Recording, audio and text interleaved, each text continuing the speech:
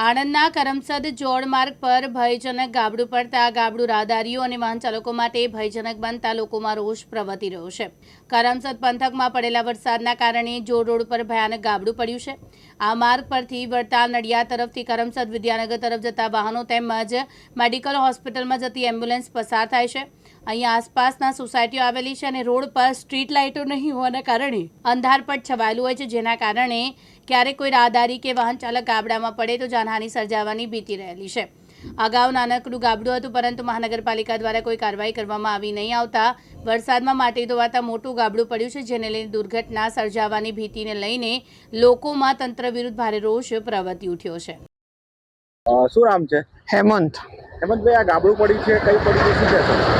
ગાબડું પડ્યું છે અહીં કરમસદથી જોરવાળા રોડ ઉપર, બરાબર।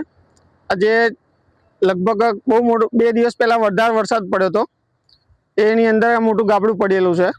જો અત્યારે તો લગભગ અહીંથી અવર જવર સોસાયટીની અંદર અવર જવર થાય છે સાધનો, પણ રાતે કદાચ ઇન્કસ તંત્ર વહેલી તકે જો ખબર પડે તો સાચી વાત છે, બરાબર।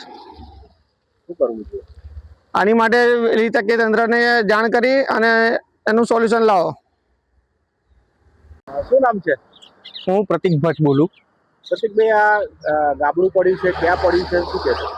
આ ગાબડું પહેલાં એકદમ નાનું ગાબડું હતું, પણ જ્યારે આ છેલ્લે વરસાદ આવ્યો તે વરસાદમાં અડધા રોડ જેટલું ગાબડું કવર કરી લીધેલું છે। હવે એટલું મોટું છે કે રાત્રે આ રોડ ઉપર લાઇટો છે નહીં। અહીંયા આગળ સ્થાનિક રહેણાંક વિસ્તાર પણ છે।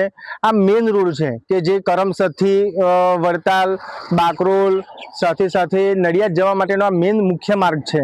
અહીં નથી લાઇટ, અને એની સાથે સાથે આટલું મોટું ગાબડું છે કે એમાં કોઈ જાનહાનિ થશે તો તંત્રમાં જવાબદારી લેશે કોણ, એ એક મોટો પ્રશ્ન છે।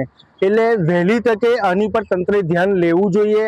આ ગાબડું પૂરી અને રોડને સુવ્યવસ્થિત કરવો જોઈએ, જેથી અહીંના રહીશોને કોઈ તકલીફ ના થાય અને એમને માર્ગ વ્યવસ્થા મળી રહે।